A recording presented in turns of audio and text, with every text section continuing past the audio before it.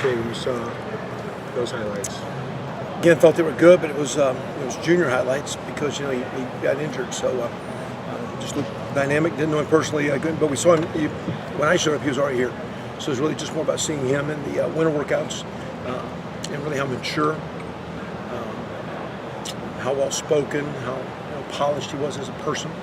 So again, it was probably you saw a clip or two, but it was a long time ago. I was just impressed the way he started with the winter workouts, and those are pretty demanding. And for a young kid, he did great.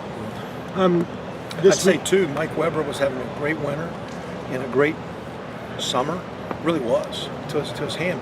And that really, I think, helped J.K. come along. Even though you haven't seen Mike play that much, Mike was awesome through spring and winter. We get him back. I'd like to see him pick up where he was. I think that was a huge. I talked to Coach Alford about that, but I think that was a huge thing for J.K.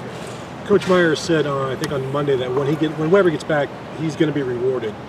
What does that mean? Does he go back into the starting lineup? Look, I haven't thought about it. He's going to be rewarded because, again, I think I trust with the winter he had, the summer he had going, spring, summer he had going. He's missed a little bit of time. Hopefully he'll get kind of like Marcus Ball. The more Marcus is kind of back now, he's getting stronger. Might take him a little bit back to get his practice volume and game volume up. But he was having an awesome deal to injury. We're going to try to work hard this week to keep bringing him along and hopefully get him in the mix.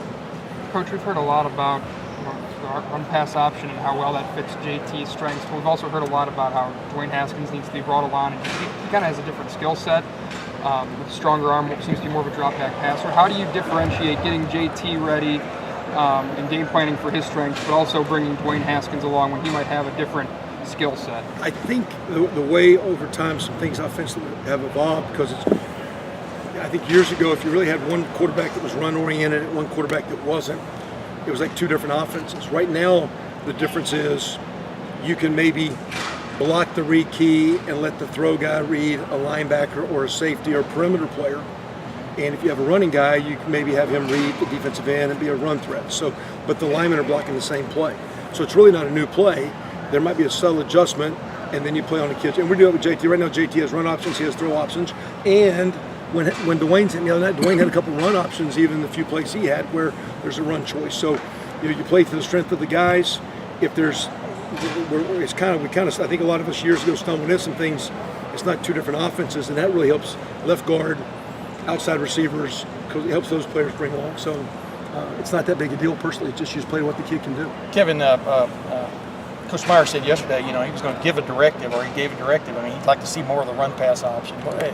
Have y'all gotten into something here that you think really fits the personnel? I mean, what's your feel on that coming out of the Army game and heading into this one? We didn't really. There wasn't a whole lot of change. It was just emphasis of things that were there.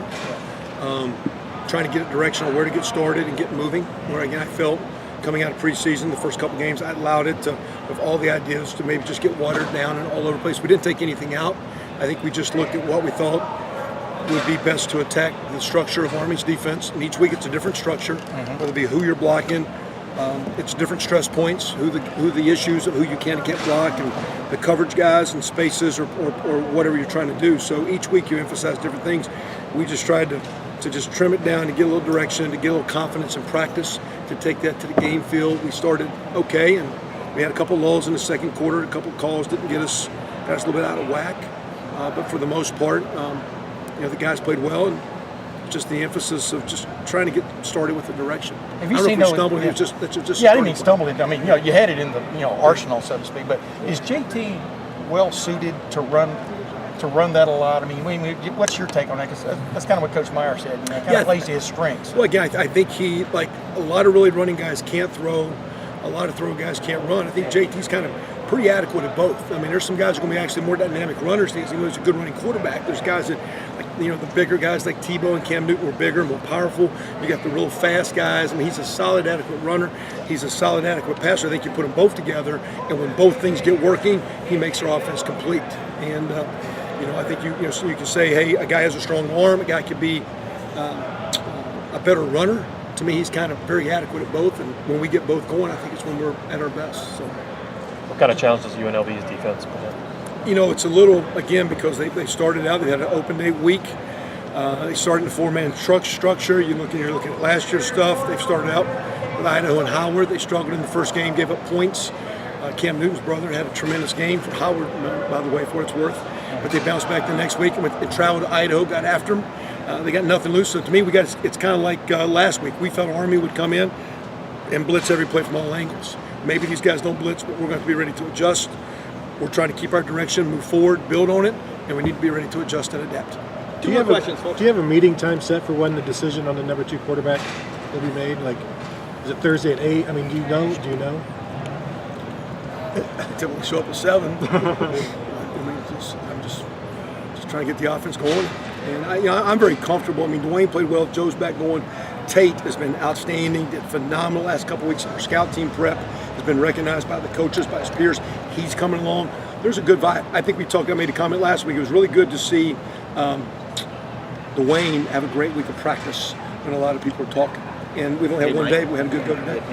So would it be a coin flip? I mean, what would it be? Would it be a game? Would it be an in-game kind of decision? I mean, do you like to go into a game with a pecking order just in case? I think Coach Day and Coach Meyer, my deal is seeing the big picture in tight ends. Yeah. And Ryan's awesome, and again, they're both getting work. Dwayne now's played a few snaps a game. Joe's played, I think, a little last year. So we'll see it. Tough deal is we started some games we haven't played well, and that last game was because of the dynamic of the game. We haven't had a chance to play some young guys as much as you'd like, but we've also played some 3 really good teams, and we've been battle tested. But it would be great in time to keep bringing the young guys along. Speaking of tight ends, Rashad Berry was in there early last week. I mean, in the nitty gritty. We felt he's coming. So is Luke. I felt he had the better week of practice. This week, it's quite honestly, I can tell you that one because I know that decision. The guy that goes first will be the guy that has the best week of special teams practice. And so Coach Combs is going to tell me which one of those tight ends goes first this week, as far as the backup. Last week we were doing a lot of tempo, a lot of fast stuff, and we're doing a lot of stuff where we didn't spread it out in 10 personnel, so we needed a tight end.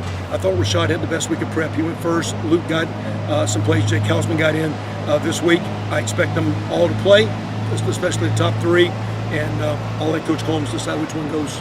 Great. Coach, thank you very much.